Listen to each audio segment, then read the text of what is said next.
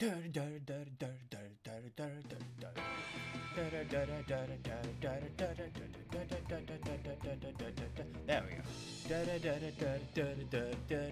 Is it going yet? I don't know if it's going yet. Tell me, please.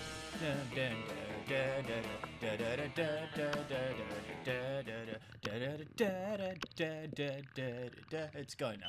Greetings and welcome back to Monster Prom second term. My name's Patrick. Let's go. Sprig High. Yeah, we know. Who haven't I picked yet? Him? Green. Not green.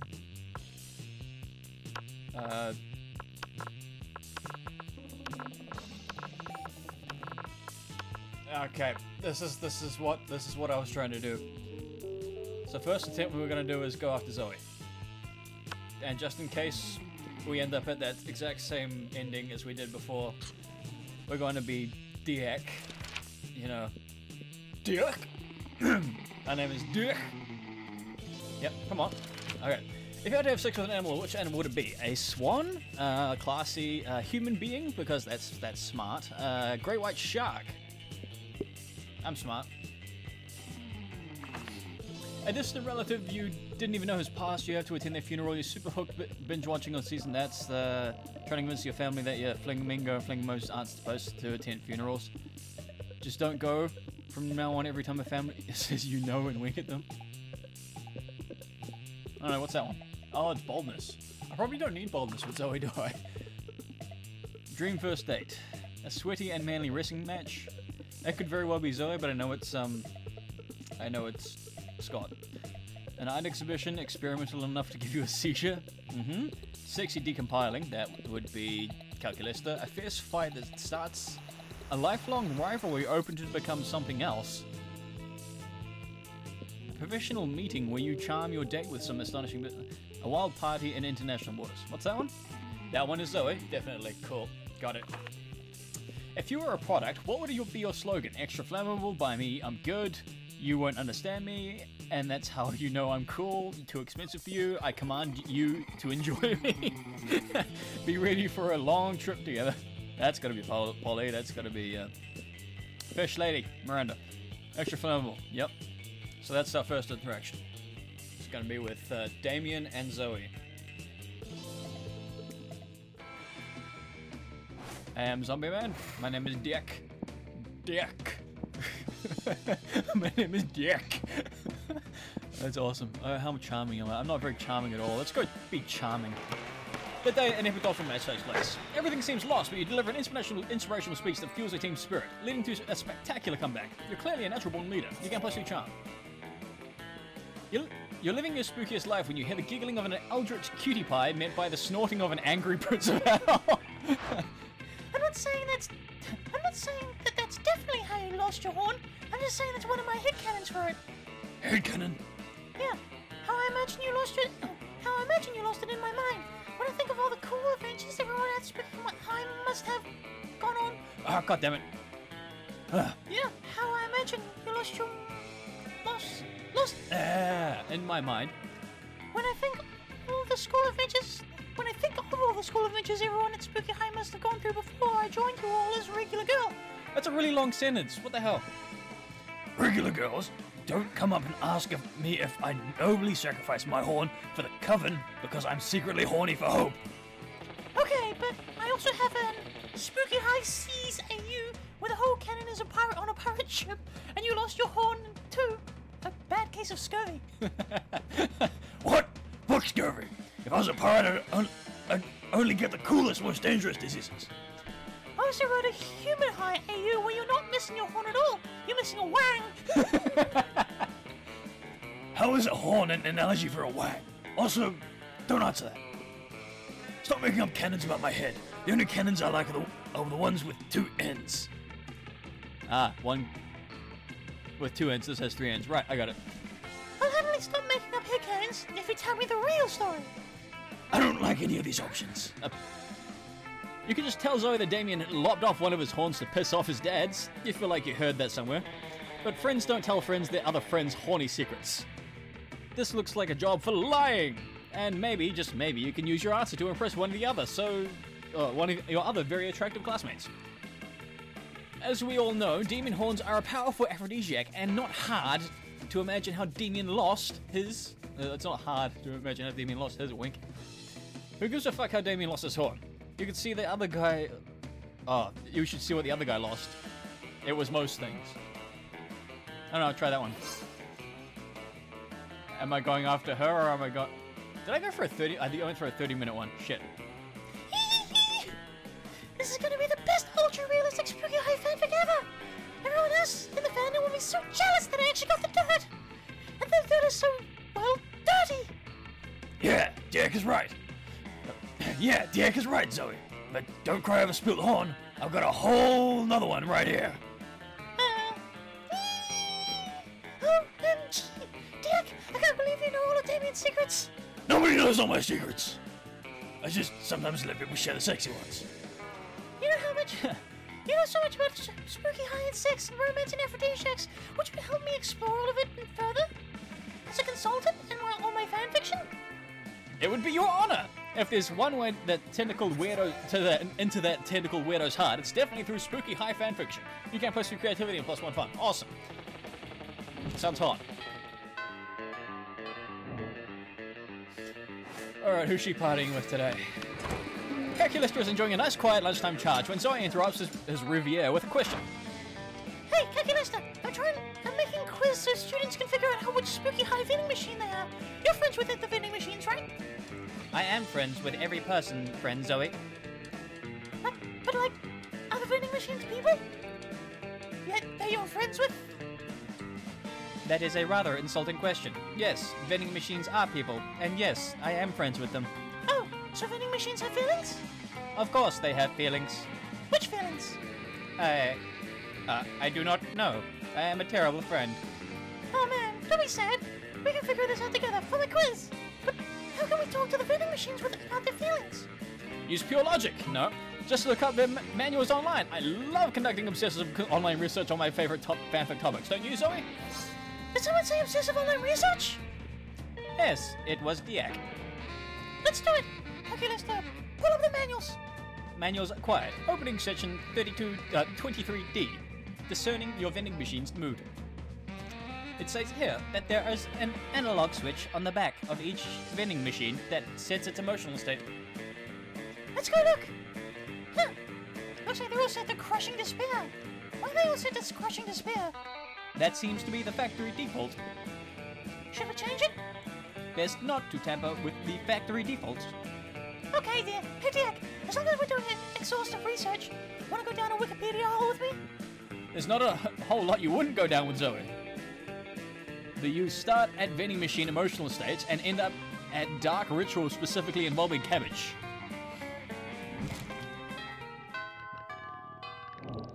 Alright. I need to be more creative, but I also need to be charming and funny. Oh, fun. Let's see.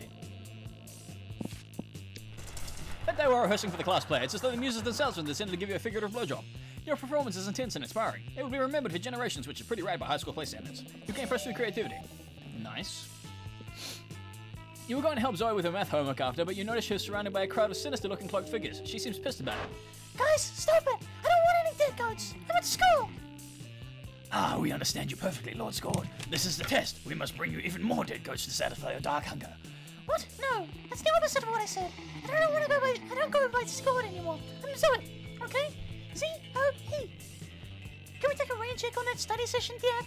I can't stand to be around these jerks. Zoey brushes past you on her way out. These cultists stare at you with unconcealed awe. Well, okay, it's concealed by their terrifying masks, but still. Scord, addressed you by name, and you did not go mad with pleasure. It addressed you almost as if you were an equal. It passed within inches of your frail mortal frame, and what's more, it mentioned rain. Could it be that it was referring to the fabled storm of cerebrospinal fluid, which will one day come to quench all sanity? Brothers, sisters, bow down before Diak, for he is clearly the prophet of Scord. Please, O prophet, guide our worship, for we have noticed of late that our Lord appears dissatisfied with our sacrifices. The blood of many goats once pleased God, and yet now we do not understand what has changed. Sounds pretty obvious. Perhaps, given your special relationship with our incomprehensible master, you could suggest a new sort of sacrifice that would please it. Fuck it. You got nothing better to do. You decide to be a prophet today. You tell them that what they should really be sacrificing is... I haven't chosen this one, but I think I'm gonna... Because I'm not really super bold. Actually, my boldness is at 7.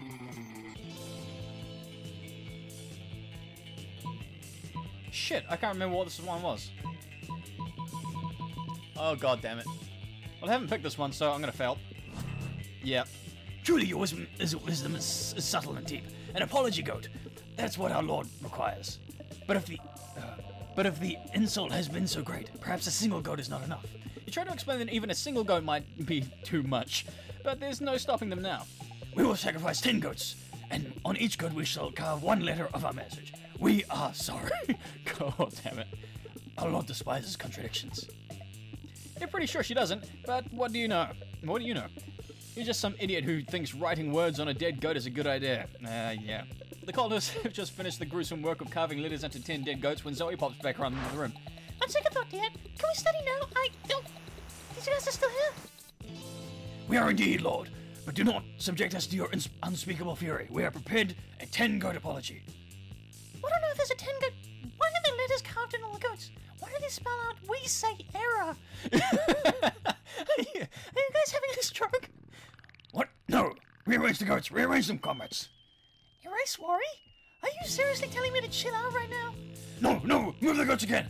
We got it for sure this time. Oh, Rose Ray! That's it, everybody dies. Oh wow, Zoe's not kidding. Witnessing the brutal excavation of all those... evisceration of all those cultists is enough to permanently lower your grades too. You lose -2 smarts, -1 fun. Fucking hell. Wait, I wasn't creative enough? Oh no, I wasn't charming enough. Oh. Shit. Well, let's go have some fun then. That night during recess, you start half-hour after goes full crazy. You have no idea how it escalates so much, but at one point there are like 300 people. Someone summons demons from a nightmare dimension. The consequences might distort the fabric of reality itself, but who cares? It's a riot party. You can plus do fun. You're partying your ass off with Zoey and Damien and Liam when a holy throwing knife almost hits you in the face. You look up and, of course, it's the Slayer. She's sitting in the upper branches of a big tree, and she won't stop throwing deadly magic items. Cut that shit out! Can't you see I'm trying to party? How am I supposed to mosh with your stupid projectiles everywhere? Seriously, what obtuse pathology possesses you to perpetually violate her bodily autonomy? What? He said, why the fuck won't you stop throwing stuff at us? Oh, well, definitely not because I have a crush on one or more of you. Violence is the only way I know of expressing affection, as unhealthy as that may be. You have a crush? Oh man, this is totally going in my fanfic. What? No, gross. The real reason I'm here is that I'm planning to enter a high-level dungeon on Monday, and I don't have enough XP. So if you wouldn't mind being killed by me real quick, it'll really help me level up. If you could just suggest a better way for the Slayer to gain experience, maybe we should leave you guys alone for a while. But what do you suggest? Have you tried getting an internship at a mega corporation? I hear they pay in experience. You haven't had much success hunting us so far, so maybe you need to target some lower-level monsters. Have you heard of Spooky Kindergarten?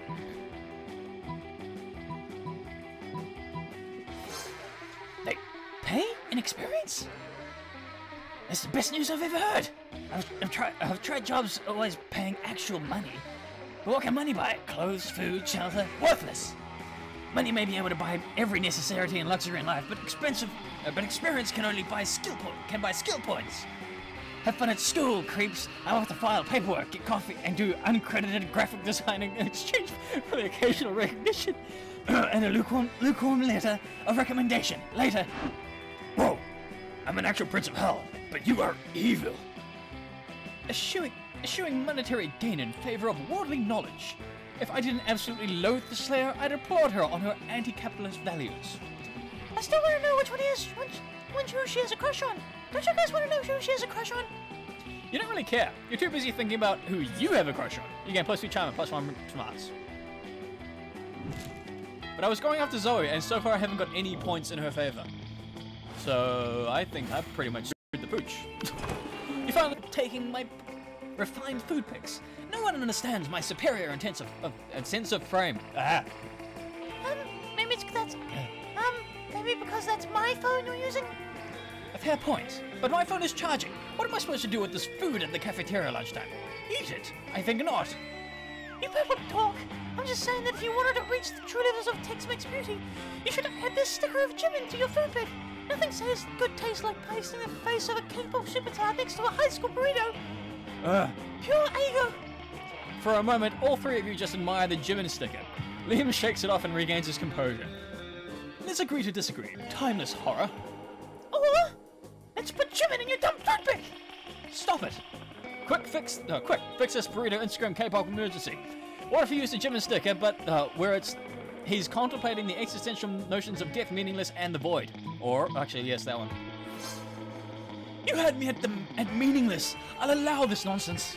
Yay! Now snag that thing. I must admit, Jimin adds a quiet, powerful pathos to this bean and cheese burrito. This apparition of mainstream culture is quite satisfying. Zoe's pic goes mega uber super viral, and the whole world is Jimining their burritos. Jeez, the internet is weird, but not as weird as your high school. So I got 1 point into the thingamabottle that I need to do to get the things. Damn, my stream output's super low. Why is it so low? I should probably get onto getting charming. The day in which Ultramax takes place. The match isn't as important as the human interactions within it. So you're at your peak when you decide to go for the overkill and wink at one of your teammates. He's totally mesmerized. It's the most epic wink ever. Damn, you know how to win over people's hearts. You can plus your charm. And the next round, you find yourself on a team with Zoey, Miranda, Dahlia, and the algae of fungus and fur that calls itself Violet and Tate. You're losing. I'll stop these dodgeballs with my face! Yes, good. Stand in front of me so that nothing ruins my sparkling coiffed hair. And Zoey, go over there and, I don't know, eat their brains or something. No can do, friendo. No can do, friendo. I'm too busy laughing at all this failure and imagining everybody naked, plus my popcorn's almost ready. No. You're doing this all wrong. We can see so clearly that this team's problem is. What this team's problem is. Isn't that bad at dodgeball? Of course not. It's that you're all bad at relationships. It's so obvious. Dahlia has a perfect sports buddy, but has no understanding of tactics. I'll tactics you right in the mouth. Miranda is a natural leader, but her frail figure makes her unfit for team athletics. How are my brittle bones with pride? It's proof of noble inbreeding. Oh god. But if they were to fuse into a single being, they would be unstoppable. You know, you might have a point. Princess Muscles will join you. Will you join your brawn with my brains? Sure, I can do that. I think. I saw it on TV once. Time seems to freeze as Dahlia and Miranda spontaneously burst into dance. Oh, so it's like a fusion dance from Dragon Ball Z? They gyrate, sashay, and pirouette towards each other until Dahlia picks up Miranda and puts her on her shoulders. It's just a thought. It's just as we thought. The power of their love has made them unstoppable on the dodgeball court. They're obliterating the competition with a combination of keen strategic insight and raw muscularity. Want to draw planet, but can't look away. Yes, love really does conquer. Uh-oh. Hey guys, the game is over. We won. You can stop subjugating the other team now. I mean it. Hey, stop establishing a police state and ruling it with an iron fist.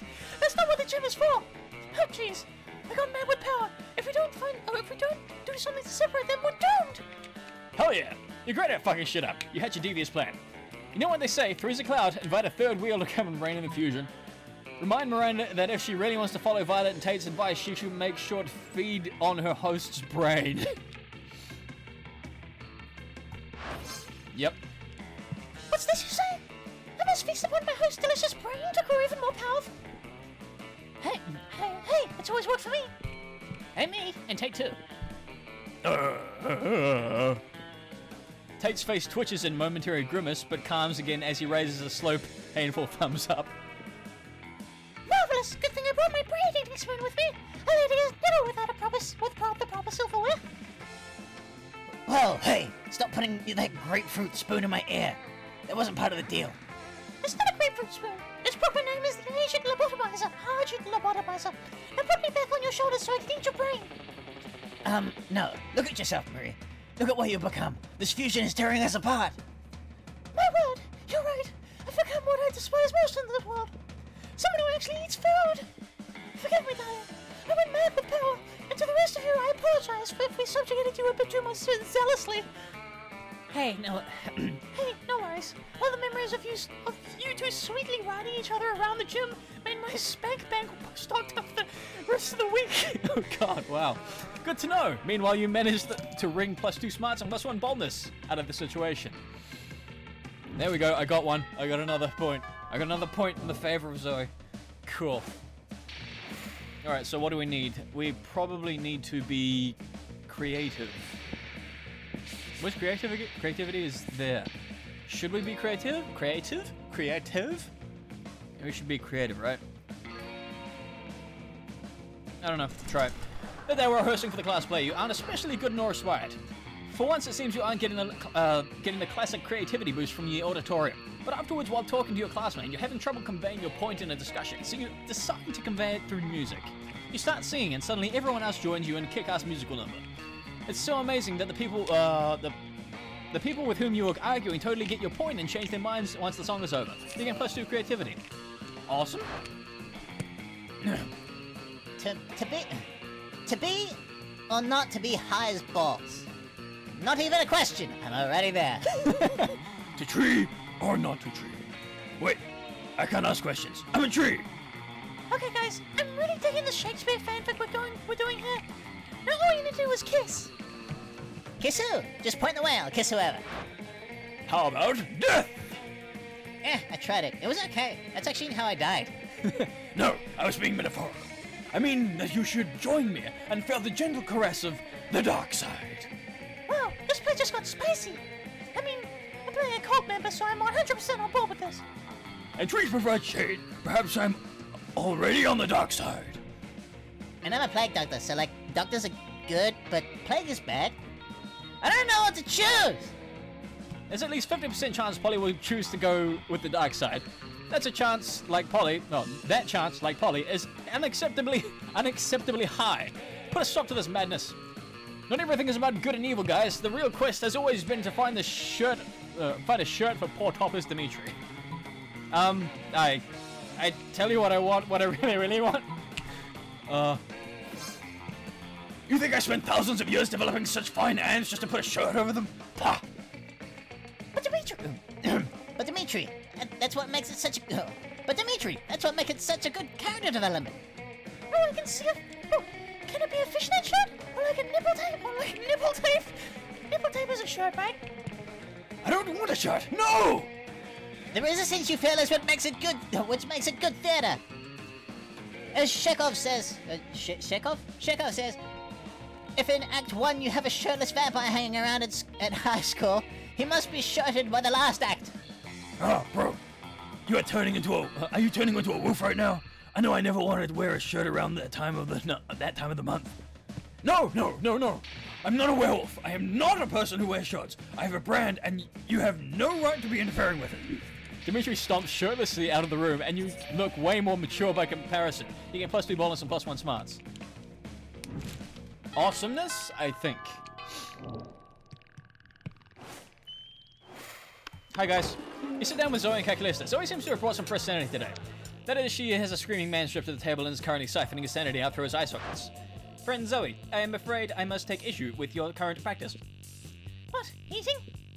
Eating in a manner which causes a human to repeatedly scream, "Kill me," while voiding his bowels and bladder. It does not seem nice. Look, I was born this way, okay? Well, not so much born as ripped from the fabric of reality itself and animated with equal parts raw malice and the concept of despair. But still, don't judge me. I do not possess the necessary firmware to judge you, Zoey. I do, however, wish that you would find another way to attain sustenance. You can't stand to see these two at odds. Maybe you can convince Zoey to change her ways, or convince Calculista that they don't need changing. Zoey, why don't you eat this vegan brownie? No, that one. Status, skeptical. Please list 5 things worse to devour from this man than his sanity. Oh, that's easy. Deep-seated insecurities is one. Poop is another. The crippling fear of death presented in all mortals. Pee. And worst of all, opinions. Are his opinions really that bad? Well, he's a prominent reuser on Reddit. Understood. Analysis complete. Sanity is an acceptable food substitute compared to several things that are worse. Nice. It's like I always say, when life gives you lemons, compare those lemons to the all-consuming void. The void is way worse than a couple of lemons. You couldn't agree more, mostly because you're interested in smooching Zoey, but still. Now it's time for the evening, and I don't know what the fuck I'm low on. Shit. Let's be Charming. Which one's Charming? Charming's this one. The day an image judgment match takes place. Many people fall during the battle. You can't take any more, so you valiantly go straight to the other team's leader and start negotiations for a truce. After hours of intense diplomacy, you commit to an agreement. What an unexpected twist. You get plus 10 righteousness, but this game is so wrong in so many ways that you would be lucky if you could do anything with that. And plus 2 charm. Zoey bounds up to you with even more of a pep in her tentacled step than usual. Hey, Dad! Aren't you so excited about the Con-Con coming up? I know what you're thinking. Which Con-Con? Con-Con, the Condiments Convention, or Con-Con, the Artist Convention. Shit, that was loud, sorry.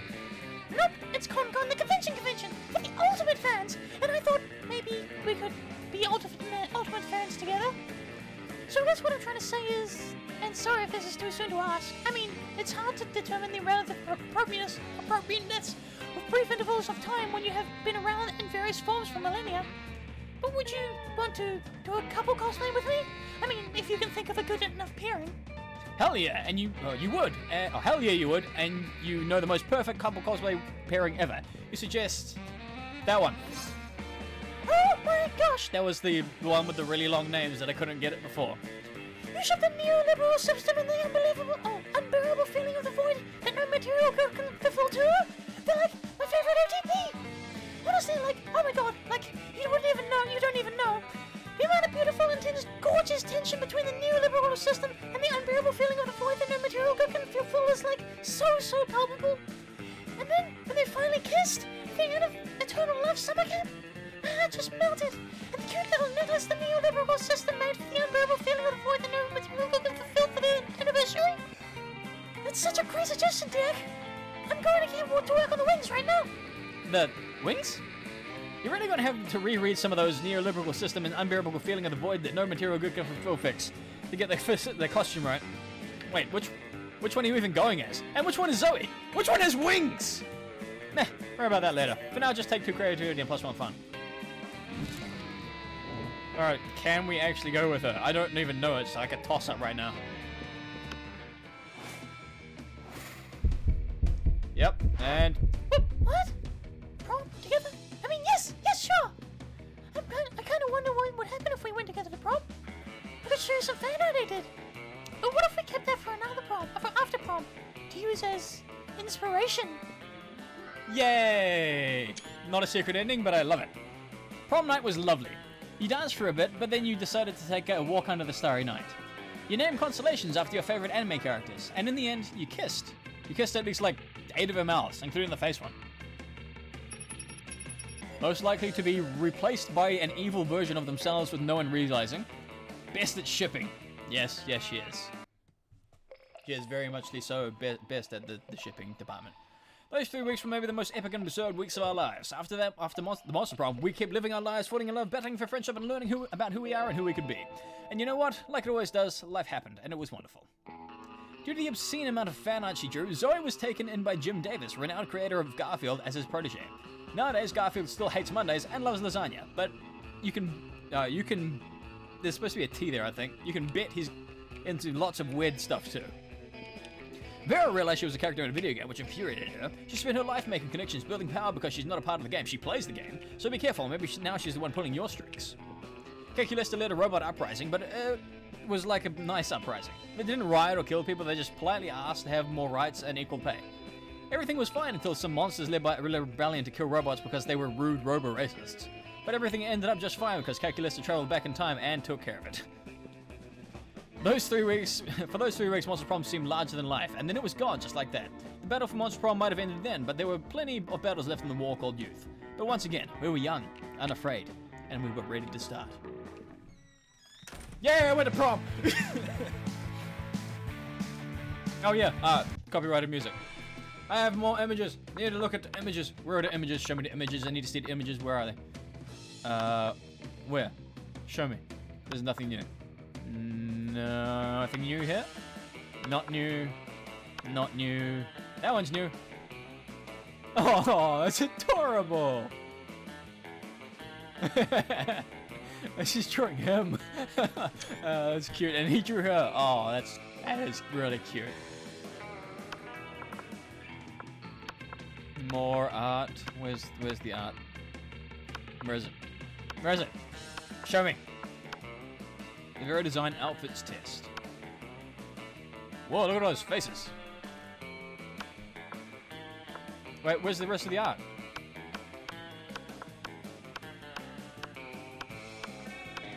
Oh, that's the one that was new. Okay. Wait, who's she again? Is she one of the Coven?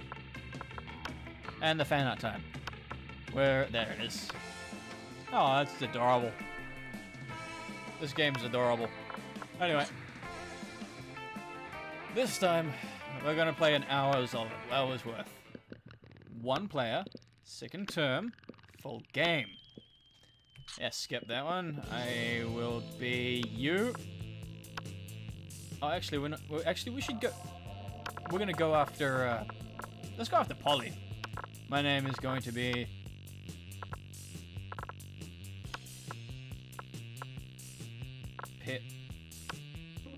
Pew. Pewy. My name is Pewy. Yep, skip that. Everyone's seen that a million times, and skip that. Probably seen that a million times. A distant relative has died. Blah blah blah. Just don't go from now on. Every time you say you know. So charming, sweet. I am charming. You're walking through the desert when you see a turtle on its back baking in the hot sun. You're not really, but you're not helping. Why aren't you helping? Because that turtle owes me money. Because fuck turtles. No time. Too busy twerking.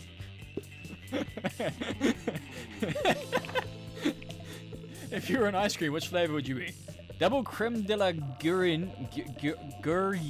and meringues? Rainbows and gummy bears? Ikasumi? Spicy chocolate? No, chocolate on fire. Meat. Success. What is that?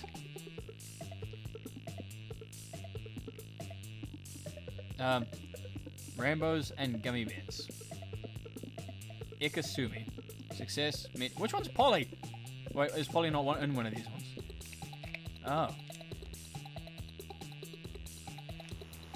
I'll choose this one. Yeah, Polly's not there.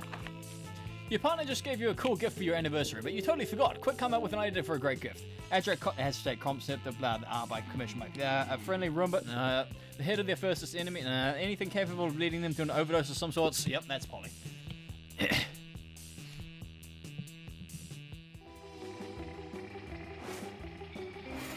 Alright, okay. I need to be more bold.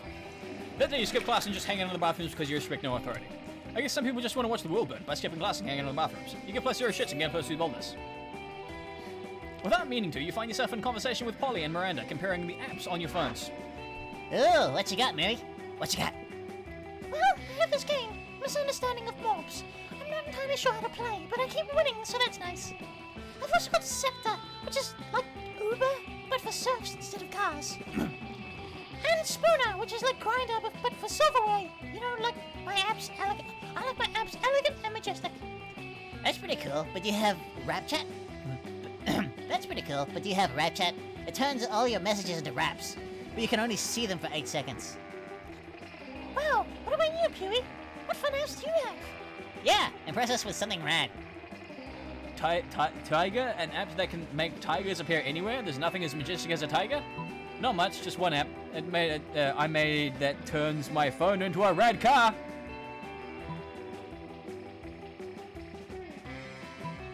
Oh no, this one. You push the car button on your phone and it transforms instantly into a sick convertible, crushing some of your classmates in that process. Whoa! This car is the tits! Quite elegant indeed. You know, I've always felt that phones did not contain enough expensive materials. This solves that problem nicely. Plus, we can use it for drag racing! Let's go drag racing! In all the excitement, you neglect to tell them you have no idea how to drive a car. And yeah, it is Polly. What they don't know won't hurt them, at least as long as they don't expect you to drive that car. Meanwhile, you've scored a drag racing date with Polly, and you gain plus 2 bonus and plus 1 fun. Yay, drag racing dates with Polly. Alright, now we've got a lot of time to actually do some stuff. Alright. So. Alright, Polly and Miranda again. Polly Polly and Miranda sit together surrounded by Miranda's customary crowd of serfs. So, you actually got serfs who eat for you? Well, of course. I find eating to be terribly undignified, so I almost never do it. Hey, me neither. What other kinds of crazy serfs do you got? Well, I have a serf to go to the bathroom for me, a serf to experience difficult emotions for me, and a serf to keep my silverware in alphabetical order. I even have a surfing serf that's standing on top of whenever I go surfing. Wow, that's a lot of serfs. It's a fair amount. The only limit is my imagination. Unfortunately, my imagination serf imagined a way to escape from serfdom, so now I'm all out of ideas. Well, I'm sure with the help of Pewee, we could probably think of a dope new kind of surf. Oh, is that so? I can't wait. Well, you're on the spot now. What will it be? Oh, Marone, you get a puppy surf, not an actual, not actually a surf. It's just like a, 50 cute dogs. You should get a party surf, Polly. A surf to experience your hangovers for you. A surf? For me? I couldn't possibly. Why not? I do it all the time. But isn't it wrong to make someone else experience the negative consequences of your actions? Well, like I said, I do it all the time. If Father says I can do no wrong, therefore it's probably fine. Oh, okay. Hell yeah! Let's hire a dude to deal with all my withdrawal symptoms. Hire? Polly, dearest, we don't pay for our serfs. We don't? Sweet deal! Polly hires the burliest hangover surf she can find, and the two of you go out for the night of your lives. The surf is dead in the morning from the epic hangover, but the memories are well worth the second-degree manslaughter. Oh god, she killed him by partying.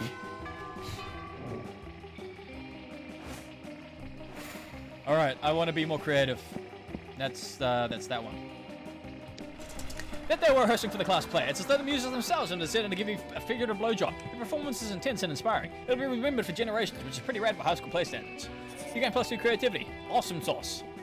You notice Polly stumbling around with half her body inside a wall. She looks like she's having a great time. Calculus doesn't seem to think so though. Alert.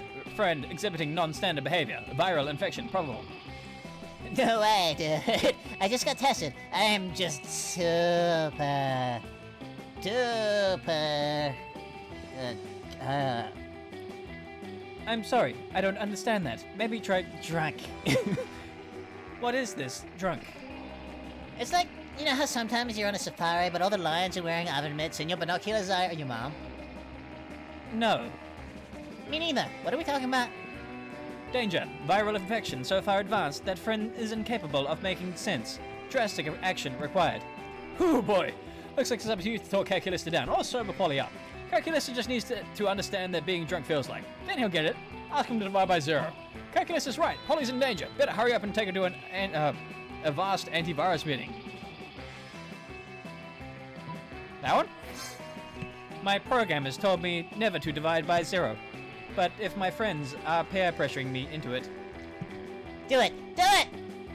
It must be a good idea. Okay, here I go. Dividing by 0. Holy shit! He's gonna do it! He's doing it! I feel funny. But I also feel...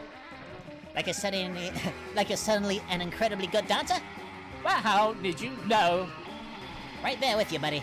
Wanna go to a karaoke bar with a butcher and butcher some motherfucking classics? I am a karaoke machine. Literally, I am a karaoke machine. Sing into my butt. I thought you'd never ask. Oh, hello there, Pewee. Didn't see you there. Because my optics are seriously malfunctioning. There's a penis. This friggin' rules. I love corrupting the hard drives of the youth. You're the best, Pewee. Now it's a party. You spend several hours getting wasted with Polly and singing into Calculus's ass. This is great. R.I.P. Party Surf. Yeah. Oh, the Potion Master 37. Hello. Hello there. You get +2 fun and +1 creativity. Oh, charm. Shit, I read that wrong. Creativity is not that short a word.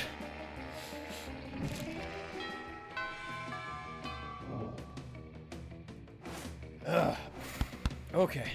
What's next? I mean, I could do more fun, but,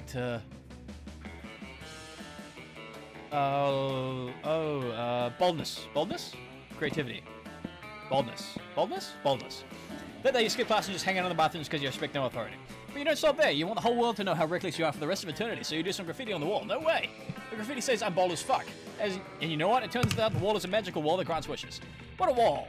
A deep voice resounds from within the walls and says, well, not bold as fuck, but maybe a bit bold, and then you gain +2 boldness. Oh boy, that's an opinionated wall. Anyway, lucky you.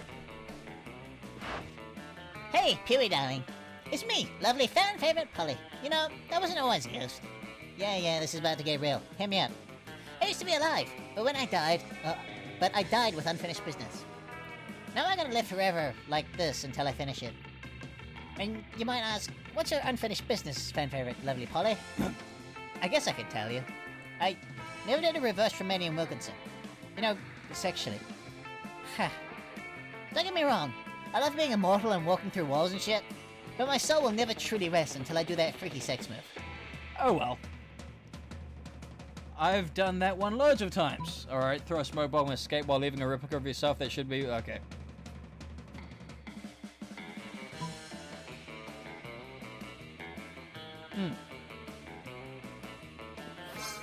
Okay. Oh, I forgot to read that one out. Sorry. Yes! Finally someone as well versed in freaky sex as I am! At last I can be free of my eternal ghostly prison or whatever. But mostly, freaky sex! Alright, it's on. Prom night, okay?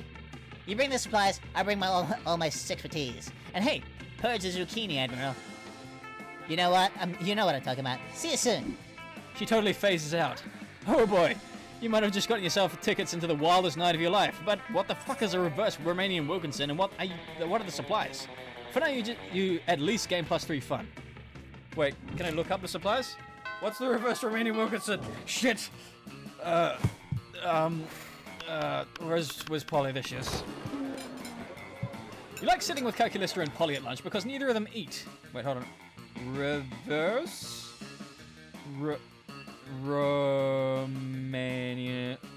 Romanian Wilkinson Polly.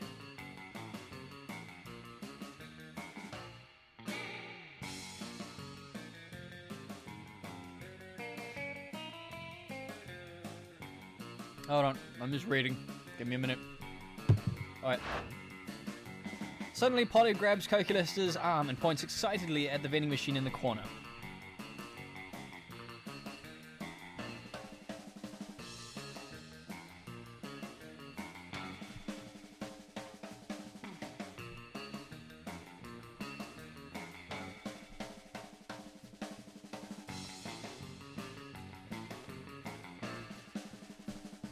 Ah, I need money. That's what I need. Suddenly, yeah, that's right. Calculista, dude, don't look now, but that vending machine is totally checking you out. Impossible. Veronica and I have a purely platonic relationship. No way, dude. Take a look at her insides. No drinks. She's thirsty. For drinks? For your shiny metal ass. Current status. Highly uncomfortable with this topic of conversation. This sounds like the kind of thing that's none of your business. Time to interfere. Wow, Polly. No. But Calculista, have you actually told Veronica that... Veronica, that you only want to be friends? Or is it time for a DTL? Is that a thing that I should have done? I'm not used to communicating feelings, as I am not even used to having feelings. Yeah, you gotta be honest about your feelings. Then later on. But what should I say? Just say what's in your heart, dude. Or you could get drunk first. I do not have a heart, but I will try my best. Calculista walks over to the vending machine and places a friendly hand on her chassis. 110 110 110 110 110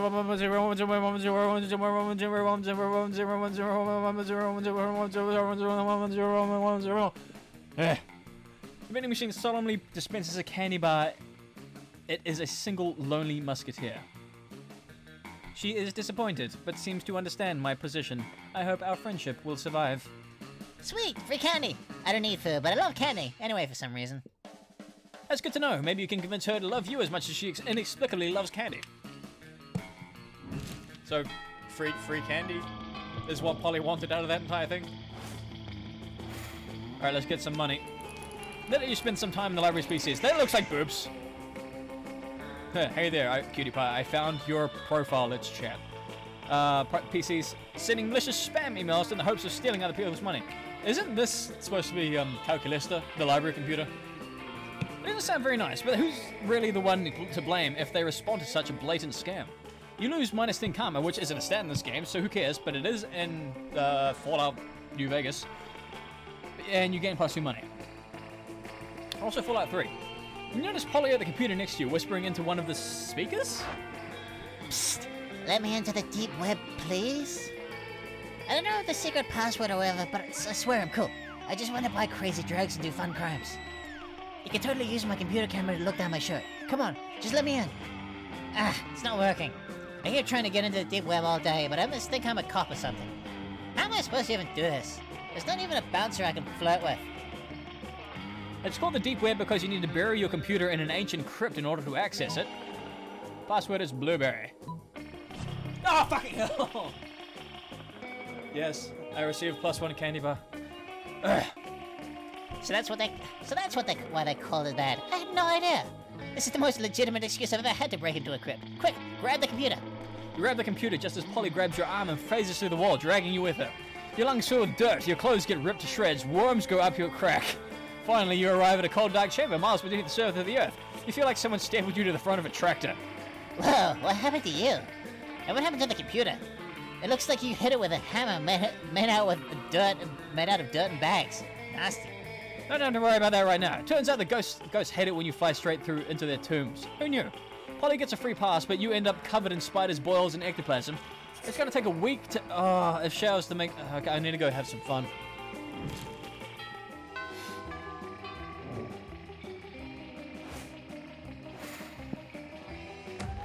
I also need to be far more creative. Then during research, you start a half-hour rave that goes full crazy. You have no idea how it escalates so much, but at one point there are like 300 people. Someone told me this image from a nightmare dimension. The consequences might distort the fabric of reality itself, but who cares? It's a rave party. You can supposed to do fun. Polly seems excited about trying to reverse remaining Wilkinson with you, and the only thing you have to do is get all the needed supplies. Which will be fine, except you have no idea what any of them are. Luckily, you got a few spare minutes to try and figure this out. You do a quick search on your phone because you assume that the internet must know something about this, and as long as it's related to a very weird sex fetishes. Huh, nothing. While trying other keywords, you spot the coven looking over at your phone. What? Could it possibly be that they know something about the reverse Romanian Wilkinson? No, they're always bitching so much about saving the world. They can never admit that they're into these kinds of weird sex fetishes. Maybe you're just not searching hard enough on the net. Or maybe you're letting your prejudices blind you. There's not much more time to lose. The solution is clear. You're tackling online searching in a very short-sighted way. You need to come up with unexpected search terms that will point you in the right direction. Use your people skills to get the 3 witches. That's creativity, charm, Fucking hell! Oh. God damn it, I hate this. Reverse Romanian Wilkinson didn't work. You also tried other similar conversations words, but you ended up in the Wikipedia page for Romania, which led you somehow to the page of Zukasa, which also looks quite appetizing. Then you go on a blog about an international recipes to use that eggplant. You're watching a YouTube video that reveals that eggplants are called that because they used to look exactly like eggs. Whoa, this is so amazing. Oh wait, what? 10 hours have passed in the blink of an eye. You're now super into K-pop and you bought 20 exotic crabs for some reason, and you become a very respectable admin on one of the dog racing forums. You're quite sure that you were looking for something else, but when this all started, but you can't quite remember what it was. Something about Romania? Meh, who cares? Now you're the owner of 20 exotic crabs. Fuck it. But you're so erratic web searching. But so much erratic web searching made you lose -2 charm. I need to be charming, creative. I need everything. Fucking hell. God damn it. Polly, babe, what's up? You arrive at your chosen table to find Dan energetically hefting a bowl of mashed potatoes while Polly sadly passes her hand right through the same. Seriously, what do we have to do to get a food fight started in this cafeteria? I honestly don't know. I tried throwing potatoes at people and yelling food fight, but I think everyone is too scared of me to fight back. And I can't throw any food because of my stupid ghost hands. Plates, mirrors, antique furniture, sure, but not food. There's gotta be a way to provoke food more. My dads are always telling me to be more political. But we're not political. Your strength is hitting things, and my strength is being unbelievably hot all the time. Unbelievably hot, that's it. We'll set the cafeteria on fire. Wait, no, that's not a solution. That's just arson. Why do I always jump straight to arson? It's hard to watch them struggle through this by themselves, so you step in with an idea of your own. Wars are fought over scarce resources. Hey Polly, you know how the Greeks fought a whole war over Helen of Troy's face? We need you to get kidnapped by Trojans. I like where your head is. But I'm not super into being kidnapped and shit. What if we skip some steps with some good old flashing? Polly floats up onto the table and in a practice motion whips her top off. To the victor! This is a high school cafeteria. Polly's rash action upsets the roiling cauldron of hormones, sets it on fire, and tap dances on the ruins. Soon the air is thick with sausage and gravy. Potato crisps fly everywhere like flavored shrapnel. Polly puts her shirt back on now, and everyone's too busy fighting to remember what they're fighting about. Looks like mine really were the tits that lost 1,000 chips. The view you just got makes that pun worth it. I didn't get a view. Show me the view! Alright, now level up a few things. Alright. Oh fuck, I should have used my time in there to level up from some stuff, because it gives you like +8 or something. Let's see. Shit, I need to be more creative. That's my lowest point, yeah. Shit, no, I was supposed to get money first. Oh, shit, fuck me. Alright, that day while rehearsing for the class play, you aren't especially good nor inspired. For once, it seems you aren't getting the classic creativity boost from the auditorium. But afterwards, while talking to your classmates, you're having trouble conveying a point in discussion, so you decide to convey it through music. You start singing, and suddenly everyone else joins you in a kick-ass musical number. It's so amazing that people with whom you are arguing totally get your point and change their minds once the song is over. If you can plus 2 creativity, fuck, I need a drink.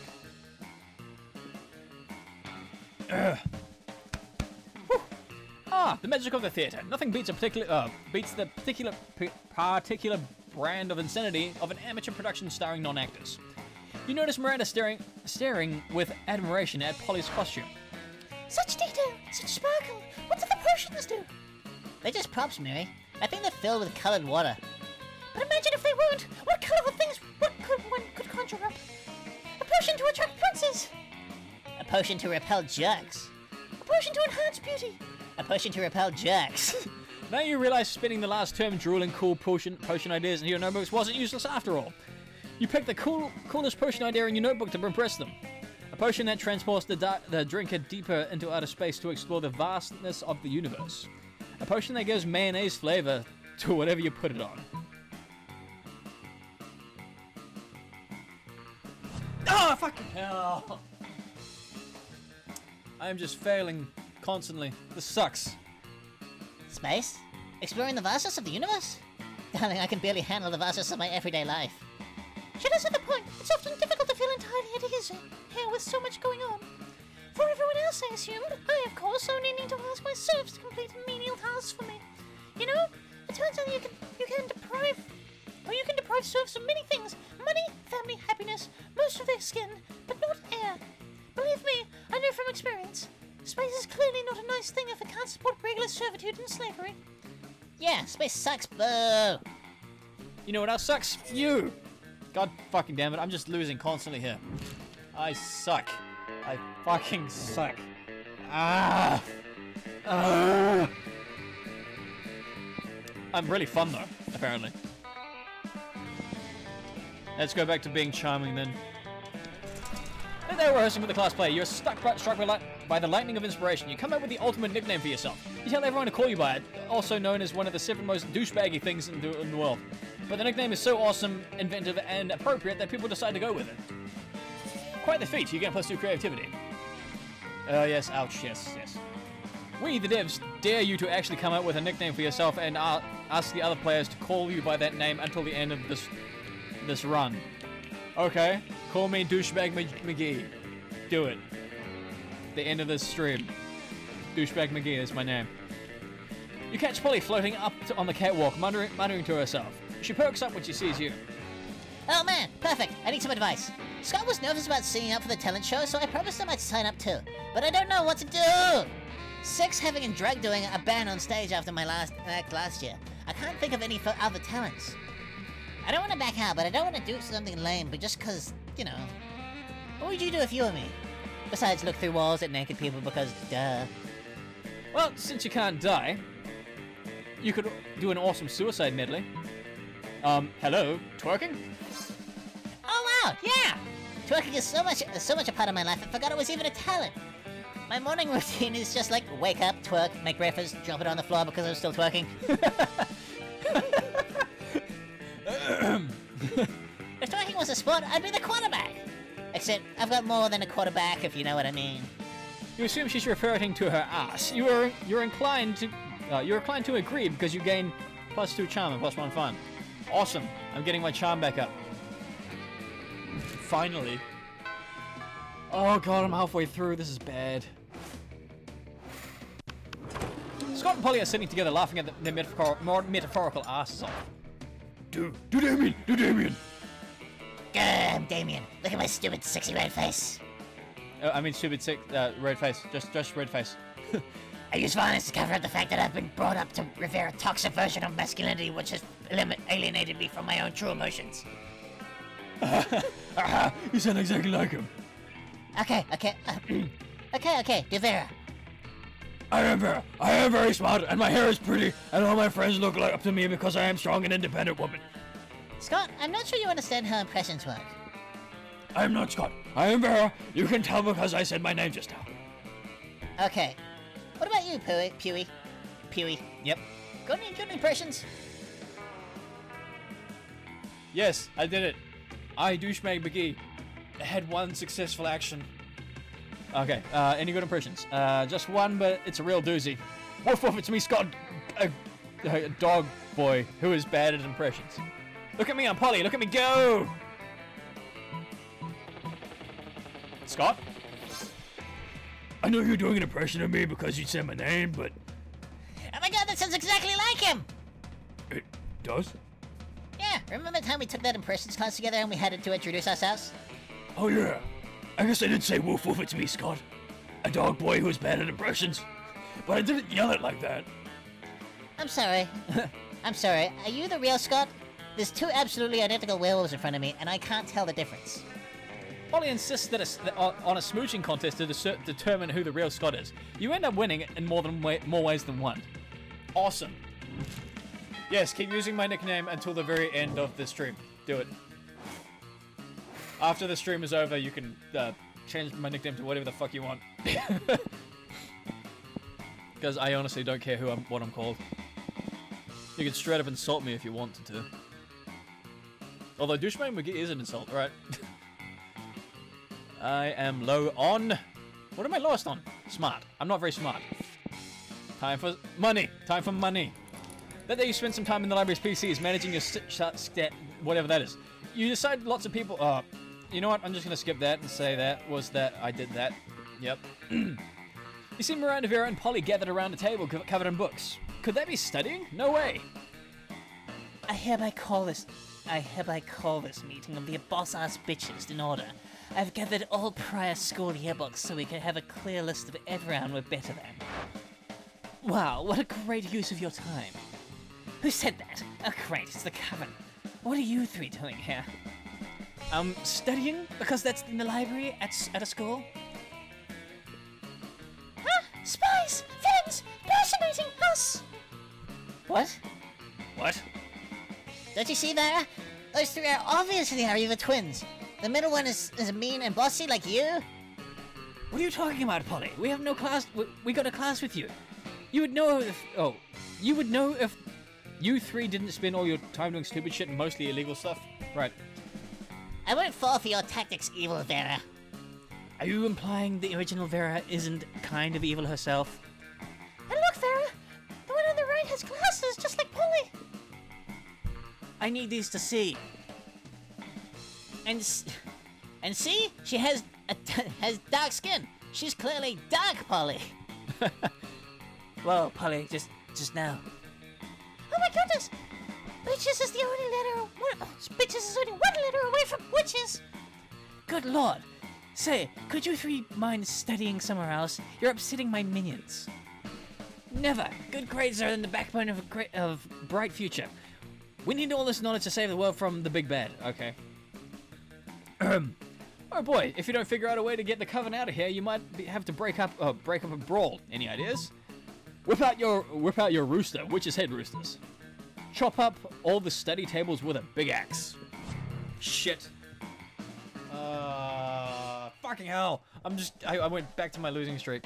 Fun times are being had by me. Have you been hiding that thing in your pants all day? The poor baby! He must be I think he's more pissed off than distraught. Look, he's going right for the eyeballs. I can't believe you would store an innocent animal in such a way. A cock belongs in a pen and not pants. We're calling the Humane Society.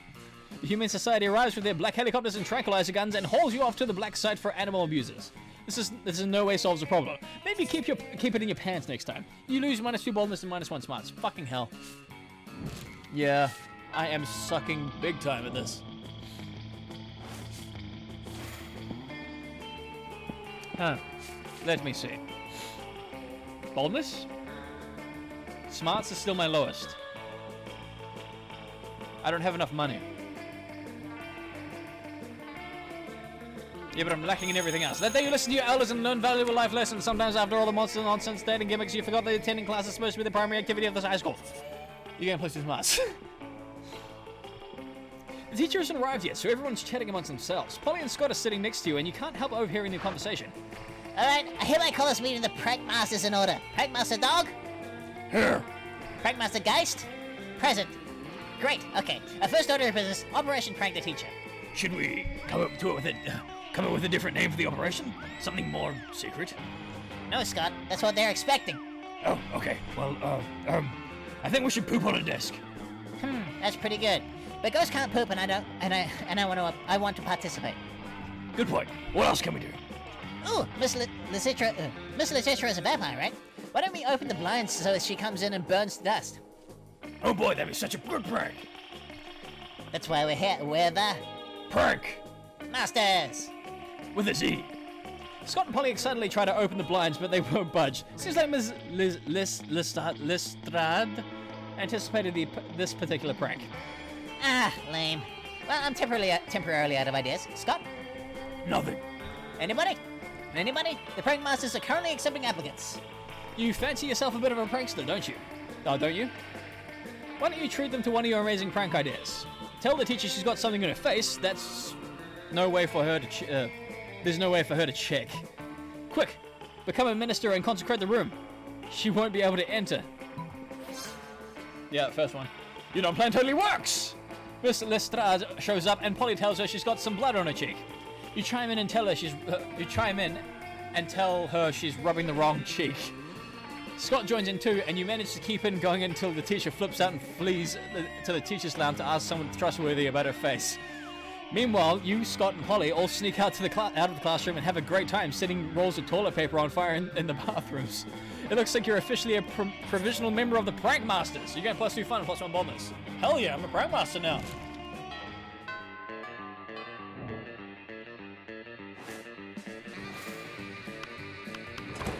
Strange, but you could have sworn Polly and Damien were at this table when you picked it.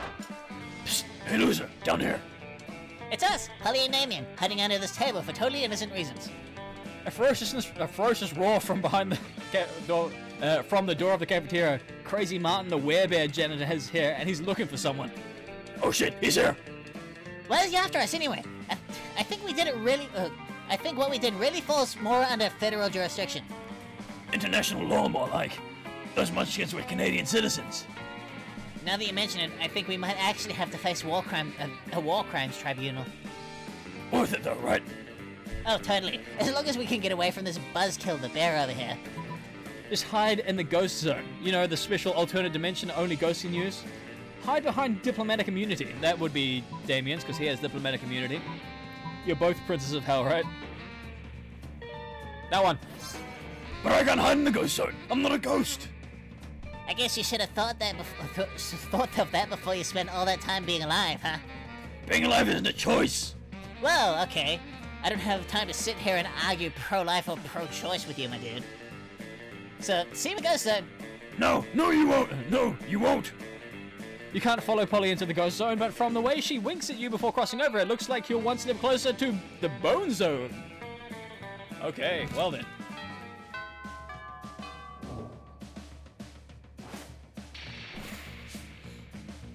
I'm extremely fun for some reason. Should I get money? I feel like I should go find money. I think I failed the reverse Romanian Wilkinson one though, didn't I? Huh. Let's be smart? bald. Let's be bold. That day, skip class, just hanging out in the bathroom because you straight not very well in the bathroom. You tell yourself, you see yourself in the mirror that you're so bald, and you would kill a tiny, big-eyed turtle with your bare hands. That monstrous act would instantly give you plus 500 boldness. But come on, you're just talking to yourself in the mirror. What's the merit in that? You know what? You can keep plus 2 boldness anyway, just for saying that to yourself out loud. How about if I say it 1,000,000 times?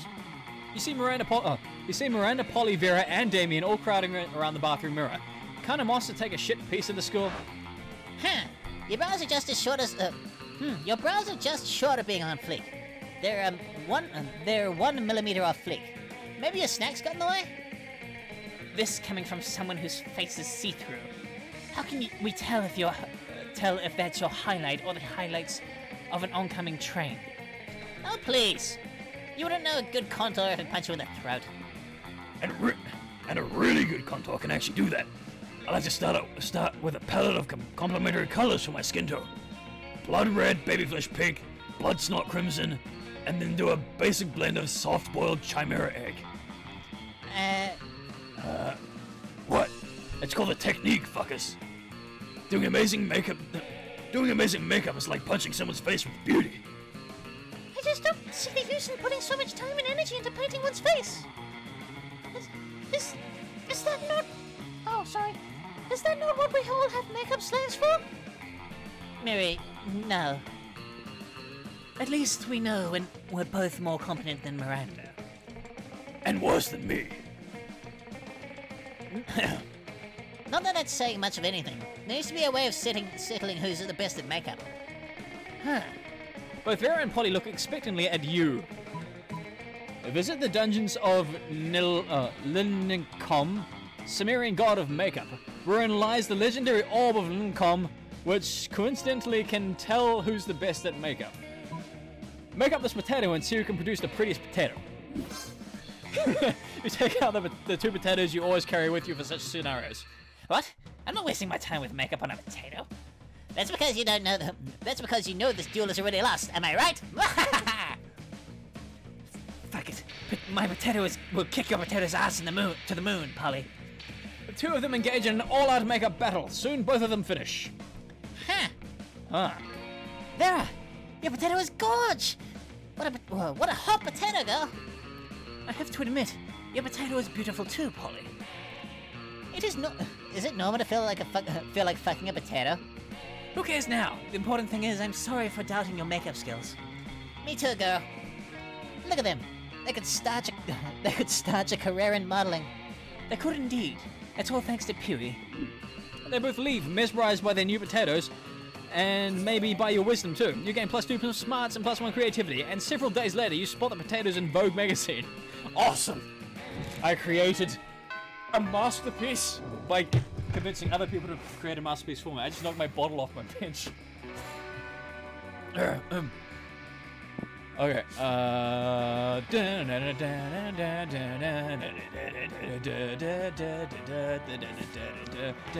day an epic Ultramax takes place. Everything seems lost, but you deliver an inspirational speech that fuels the team's spirit, leading to a spectacular comeback. You're clearly a natural-born leader. You get plus 2 charm. This is the first time I've been to the charm place. I mean the gym. It's only been 1 match, and you can already see that Polly and Liam are already bored. Marvelous, my dear student athletes. This match will be great. This match was great, but I know the remaining 29 matches will be even greater. Time to get that blood pumping and those heart rates going. Why do we have to do this? I don't even have blood or a heart. Also, I hate playing with balls. Most of the time. You're right, Polina. Physical exertion is for lesser beings with no conception of how to properly while away the hours. I'm not sure what you're saying. I'm assuming you're down to help me skip this bummer of a class? Indeed, but we need to do so cleverly as not to get detention. Let's throw a surprise party for Coach, like right now. Fake mustaches, they're always the answer. Sorry, Coach, we can't play anymore. What? Why? Because this is a surprise party for you. Fortunately, Polly always carries some party horns and lots of confetti with her. Surprise! Kids, really? Why? Because today is Best Coach in the World Day. Me? The best coach in the world? Only because I have the greatest students in the world. I'm so happy. Let's call it a day and enjoy this. Because in the end, joy is the main muscle of the heart. Isn't the heart the main muscle of the heart? No, the heart is the captain of the muscles of the heart. Or are the muscles like the joy of the body? I can't remember. Whatever, Coach. Let's party. I have the perfect thing for this. No, Polly. Coke is not the perfect thing for this. Even with no Coke, you have a great time together and you get to skip gym. Happy International Surprise Party Day. Oh, okay. Happy International Surprise Party Day. Great. You gain +2 charm and +1 fun. Yay, I did the thing.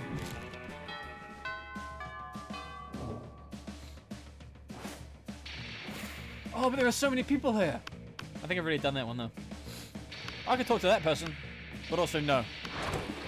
Friend Paulina, please correct me if I have misunderstood, as I am still new to these customs. But is it my understanding that the cafeteria is designated for the consumption of calories by those organic beings who need them to live? Heck yeah! And these tables are put aforementioned calories on in order to be consumed. You got it! You got it, little robot buddy. But you seem to be dancing on top of this table, therefore preventing your fellow students from using it for the designated function. Nailed it! And you are encouraging other students to do the same as confetti rains from down from the ceiling, and multiple disco balls flash blindingly, and your music is very loud, which is why you are shouting over it. Boom! See? You understand way more than you think. You're crushing it, like I'm crushing this rave! But from my understanding, the outdoors location is designated for raves, cafeteria is for food consumption. Disrupting the ability to consume food in a space designated for food consumption is not very nice, and I believe you should stop. Well, I believe that it's lame and dumb, and I can't stop and I won't stop partying, so I'm just gonna keep partying. They seem to be at a standstill. Time to step in and turn the tide. Polly should keep raving, Eccleston. The raw intensity of this rave is powering the whole cafeteria by itself. Renewable energy, bitches. Polly's rave is generating electricity? Duh. This rave got all the cafeteria lights turned on. That's why they call it, wait for it, lit. I have, in fact, heard this terminology used by my fellow students, but misinterpreted as a colloquialism meaning cool. Now that I understand what you are actually endeavoring to stop global warming by generating your own electricity, I can appreciate the necessity of this lit rave. Woo! Yeah! Totally. What you just said. You know what else can stop the global warming? If you put that dick emoji up on your screen and set the tone for some really juvenile jokes. Like so? Yeah! That won't actually stop global warming, but using public transportation more and eating less meat will. So you make a mental note to do those two things. Polly would love you even more than she does now, which is a lot, because you just nailed that situation. I'm slowly getting out of breath. I have one final thing to do. And that is, let's be bold as fuck. The day you skip class and you just hang out in the authority because you don't respect bathrooms. On the way there, you run into Mimimi, the only girl. She offers you a drink, and you drink it, and it's like an energy drink, and it gives you boldness. Oh my god, did you hear? They finally invented a tattoo gun that works on ghosts. I'm totally gonna get one of those as soon as school lets out. Oh shit, we should definitely get to matching tattoos. You wanna? Of course you do. What are you responsible? The important question is, what kind of tattoo do you want to get? The entire text of the Necronomicon. Knuckle tats. Sex! You look blankly at Polly. What? That's what it spells, right? I mean, I could be wrong. Whenever I see a group of letters, I always assume it spells either sex or LSD. And a knuckle tattoo is obviously longer than 3 letters, so sex it is. You start to explain that sex is the same length as LSD, but Polly presses a finger against your lips. Shh, my little dumpet. If you play your cards right, I'll show you just how long sex can really be. Oh, wow. She does show you. Turns out it can be as long as you want. If you just keep adding X to the end, you get +2 fun and +1 creativity. Awesome. Alright. Where is she? There she is. Let's go, Polly. Hopefully that's not the reverse Romanian Wilkinson. Prom night? Yes! You seem like the kind of person that would have us both ending the night in the hospital. And that's the kind of unnecessary danger I like in my life. Let's go. It's time to make some wild and poor life choices. This is just an average frickin' stream, isn't it? I'm not finding anything secret. But it's still not wild enough for the likes of you. So close to dawn, you decide to keep partying by improvising a dope after party at an abandoned manor house. You partied with a group of classmates for days. Over time, people came and left. Some even died from too much partying. At one point, one of the deities of partying hard appeared, summoned by the deaths of your peers, which turned out to be a sacrifice to him. He declared you his heralds and bestowed upon you supernatural rad party powers, like endless confetti, whatever that means. Then he joined you, and you all kept partying for another entire week because that's how you roll. Fuck yeah. Endless party. I got 11 new events, 16 new outcomes. My events are going up a lot. My outcomes are not. Obviously, because your outcomes are at the very end. But anyway, Piri is the best at recognizing the nuances between black metal and death metal. Polly's quote, "What doesn't kill you makes you stronger, but what does kill you makes you a sweet kick-ass ghost." Awesome. Those 6 weeks were maybe the most epic and absurd weeks of our lives. After the monster prom, we kept on living our lives, falling in love, battling for friendship, and learning about who we are and who we could be. And you know what? Like it always does, life happened, and it was wonderful. Polly's drug cooking skills proved useful when she became a chemist for the pharmaceutical industry, but in her free time she still got to the real shit. Her greatest inventions so far are watermelon-flavored ecstasy and a thing called Alice Dope. Damien loved fire to the very end. Unfortunately, that wasn't a super legal affair, and he ended up in prison for arson. Fortunately, prison was flammable. Calculus went to the Robo University and majored in mecha robotics. He is now mecha robotics, yeah. He's now 250 feet tall and fights against weird giant creatures predicting Tokyo 3. For those 6 weeks, the monster prom seemed larger than life, and then it was gone, just like that. The battle for monster prom might have ended then, but there were plenty of battles left in Walk All Youth. But once again, we were young, unafraid, and we were ready to start. Alright. Oh shit, that's right. And I can't copyright things and stuff. I probably already got copyright strikes on this anyway. I got some more art to look at. Where is it? Show me the new art. Show me the new art. Oh, minor NPCs. Oh, nice. That's them in color. Oh, yep. That's the coven. Nice. Oh, back up. Oh, that's cute. That is also adorable. Well, that's all the time I've got for right now, so thank you guys so much for watching, and I'll see you guys in the next video. Toodles!